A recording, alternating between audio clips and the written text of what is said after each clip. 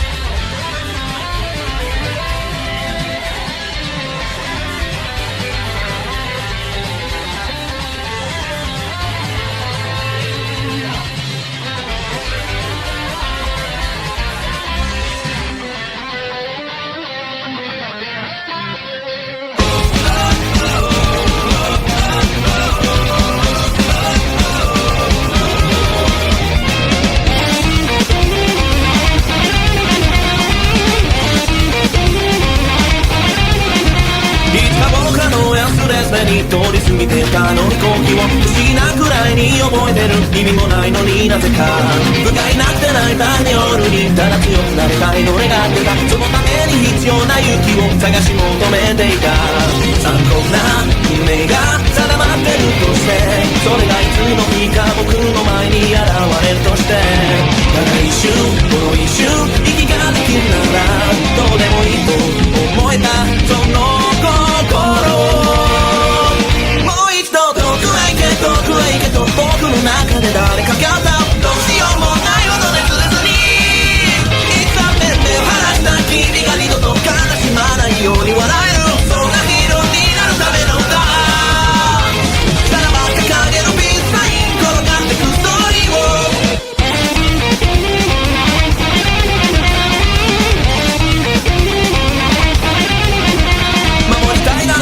言えるほど君が弱くはないの分かってた。それ以上に僕は弱くてさ君が大事だったんだ。一人で生きていくんだなんてさ口をついて叫んだのにから変わっていく僕を笑えばいい。一人が怖い僕を蹴飛ばして噛みついて息もできなくて騒ぐ頭と腹の奥がくしゃくしゃになったって、手洗いも手入れも消えてしまうくらいに今はそうあっていたいんだ君の心に。僕たちはきっといつか遠く離れた太陽にすら手が届いてロケ前を手に入れて笑おう。そうやって青く燃える色に染まりおぼろげな街の向こうへ手をつないで走って行けるはずだ。君と未来を結び描くひねりのないストーリーを。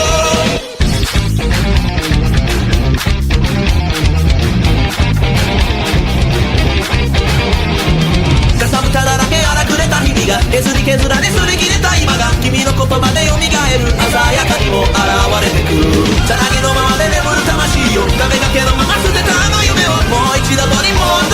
せ。